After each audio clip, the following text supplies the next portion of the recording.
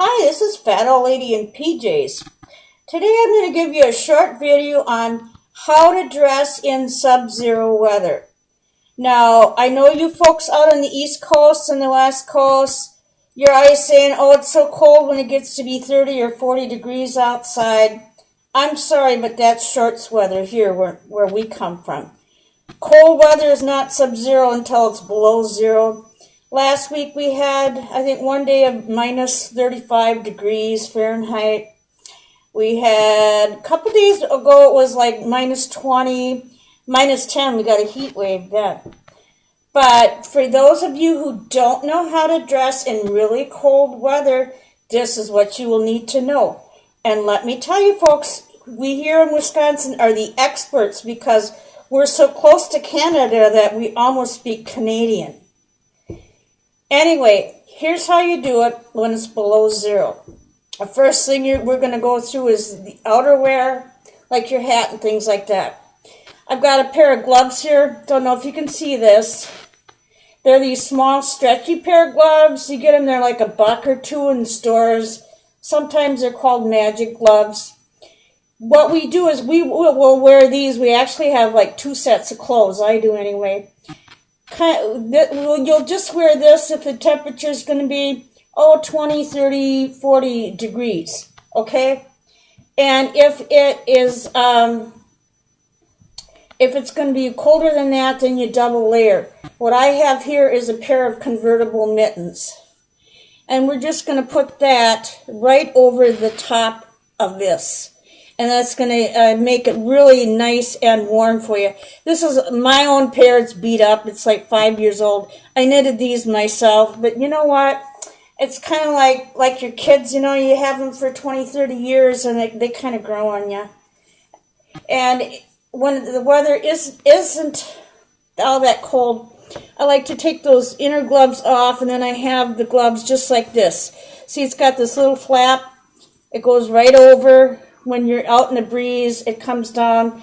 These are nice little driving gloves. And if you don't knit like I do, a lot of times you can get these at Goodwill stores. They'll have them like in a rag wool or something like that.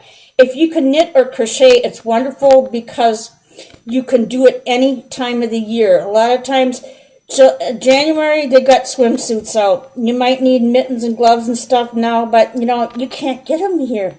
Just can't get them. That's why it's wonderful if you can knit or crochet your own. Another thing is a hat. You'll need a hat. Now, we do not go out and buy and do the bulk stuff, you know, like bulk yarn and that, the really thick hats, because you're just going to get overheated with it. And then you end up sweating and you end up taking it off, so it really defeats the purpose.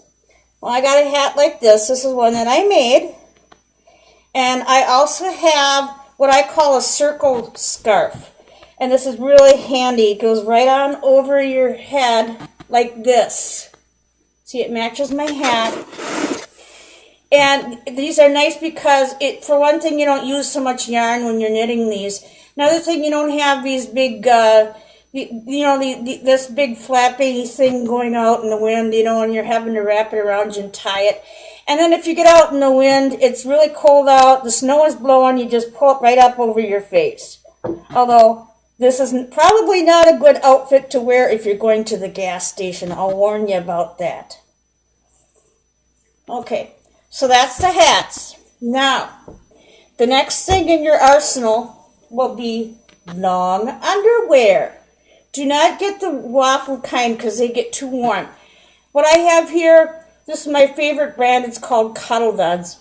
It's kind of a cross between cotton and like a spandex, but they're really nice. They're smart ones because if you're indoors, then you're not going to get overheated in there. The sweat comes right out, you know, through it, wicks it away. It's very nice.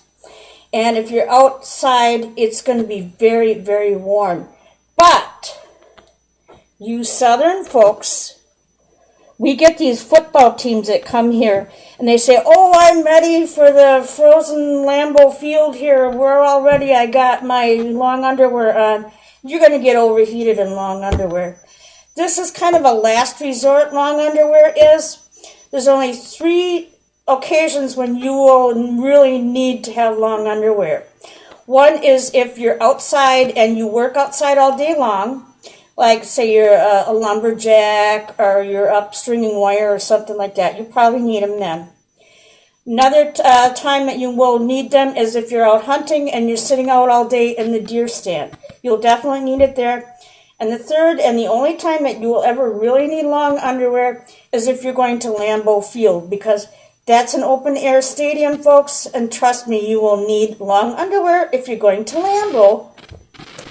Okay, so what do we do if we don't wear long underwear? Well, first thing we do is a sweatshirt. It's a t-shirt.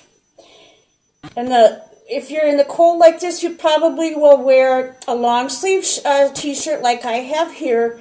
The cat hair on it is optional. You can either you do that or not. Okay? The next thing you do is a sweatshirt. Okay, you will have that on over your t-shirt. And the reason for that is if you get too warm, you can just take this right off. And you're going to wear these underneath a jacket, okay? Do not wear long underwear if you're like not going to be outside for a long time. We already discussed that. And do not wear wool sweaters because you will get overheated in them. Don't want to do that, okay? Wear a t-shirt and a sweatshirt. Layer it, and you can, it's really nice and warm, and you can take it off anytime you want. If you're indoors, you're just kind of lounging around, your house is a little chilly, or it's like 20 below and you want to stay warm, here you go. These are jogging pants. You'll need jogging pants. That's the part of your outfit. That's one of the reasons why they call me a fat old lady in PJs, by the way. Usually I either wear a uniform to work, which is black and white, really ugly. I look like a penguin. You don't want to go there. Or if I'm home, I'm lounging, I'm wearing jogging pants, I'm wearing my sweatshirt, I'm wearing, my t-shirt, and I'm nice and cozy and comfortable. I'm a real sex object. I'm telling you, folks, I got guys lined up around the block with a number in their hands. Seriously. And jackets. Let's talk about jackets, okay? Leave your fancy ski jackets at home. You want to wear something that's going to be warm, okay? What we use here in Wisconsin, you can use wool if you want. What I have here is a down jacket. And another really good one to wear is a snowmobile jacket, okay? But you got to be careful with snowmobile jackets because you can overheat in them. Unless you're out snowmobiling, it's probably not a good idea to wear the bibs with them because you'll get too hot. It's preferable if you wear a jacket with a hood. And the reason for that is you want it to go over your head to keep the wind off your neck, okay? You're going to wear the hat and you're going to wear the circle scarf underneath your jacket and put your hood up over it and tie it shut so that it doesn't come loose.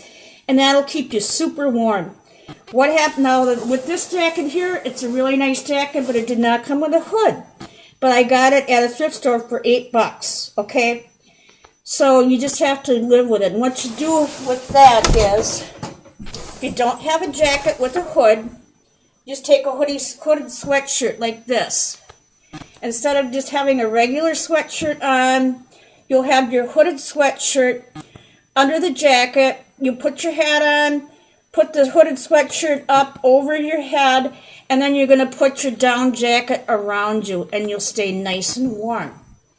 Anyway, this is how we do it in the frozen tundra of Wisconsin, folks. And let me tell you, we're experts, because we're so far north that we almost speak Canadian, okay? So you all stay warm out there. This is Fat Old Lady out.